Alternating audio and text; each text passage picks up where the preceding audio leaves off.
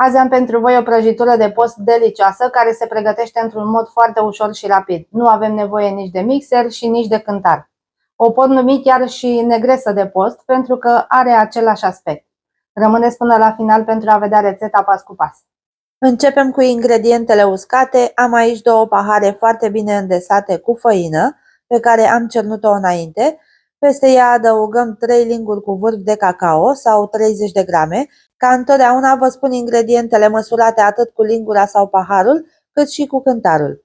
După ce am cernut foarte bine cacaoa, vom adăuga și un praf de sare și o lingură de praf de copt sau 10 grame. Dacă nu aveți praf de copt, puteți folosi o lingură de bicarbonat de sodiu, stinsă cu 2-3 linguri de oțet. Apoi amestecăm foarte bine pentru a omogeniza toate ingredientele. Apoi, într-un alt bol, adăugăm un pahar plin de lapte vegetal, poate fi de soia, de migdale, ceea ce aveți la îndemână. Sunt 250 de ml.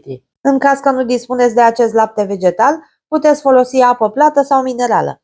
Peste el adăugăm și jumătate de pahar de ulei sau 100 de ml. Punem și un pahar de zahăr, dar nu foarte plin, cam pe 3 sferturi, sunt 170 de grame. Nu punem paharul plin pentru că prăjitura va ieși foarte dulce. Adăugăm arome după gust, eu am pus o esență de rom, după care amestecăm foarte bine cutelul pentru a dizolva zahărul și pentru a se omogeniza această compoziție. Dacă nu puteți folosi zahărul din diverse motive, îl puteți înlocui cu orice alt tip de îndulcitor.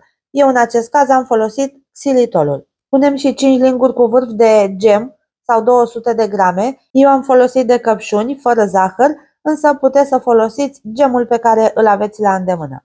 Amestecăm apoi cutelul până când gemul va fi și el încorporat în această compoziție. Apoi începem să adăugăm treptat din ingredientele uscate și tot cu ajutorul telului vom amesteca până când vor fi incorporate în totalitate. După cum vedeți, procedeul este unul foarte simplu și rapid. La final amestecăm foarte bine cutelul până la baza bolului pentru a ne asigura că nu au rămas restul de făină neîncorporată și după cum vedeți, așa trebuie să arate compoziția la final. Trebuie să fie ușor groasă, dar să cadă ușor de pe tel. Avem nevoie și de aproximativ 2 mâini de miez de nucă pe care l-am mărunțit. Eu l-am mărunțit cu robotul, dar se poate mărunți și la cuțit. Cântărită nuca sunt 70 de grame. Dacă doriți, o puteți adăuga și pe aceasta acum în compoziție.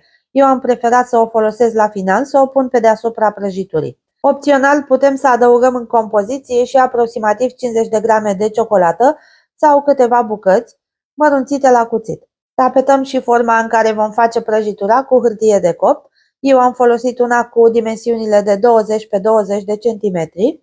Adăugăm compoziția în interior, iar apoi cu ajutorul spatulei o nivelăm pe toată suprafața. Iar dacă nu ați adăugat nuca mărunțită în interior, acum este momentul să o presărați pe deasupra. Apăsăm cu o lingură pe deasupra nucii mărunțite pentru a o introduce puțin în compoziție. Și pentru a-i da un gust ușor crocant, eu pe deasupra am presărat și o lingură de zahăr tos, pentru că în timpul coacerii acesta se va topi și va da un gust foarte plăcut nucilor. Punem prăjitura la cuptorul preîncălzit la 180 de grade Celsius, căldură de sus și de jos, pentru aproximativ 40 de minute. O puteți încerca și cu o scobitoare, când aceasta este curată înseamnă că prăjitura este gata.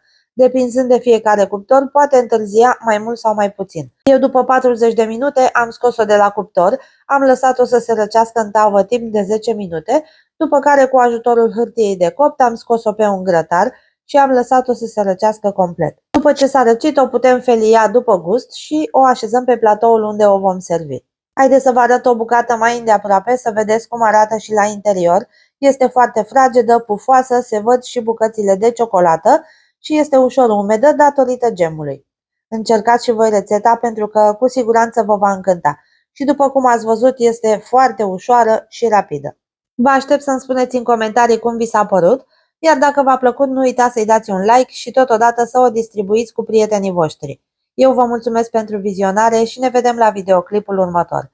Numai bine tuturor!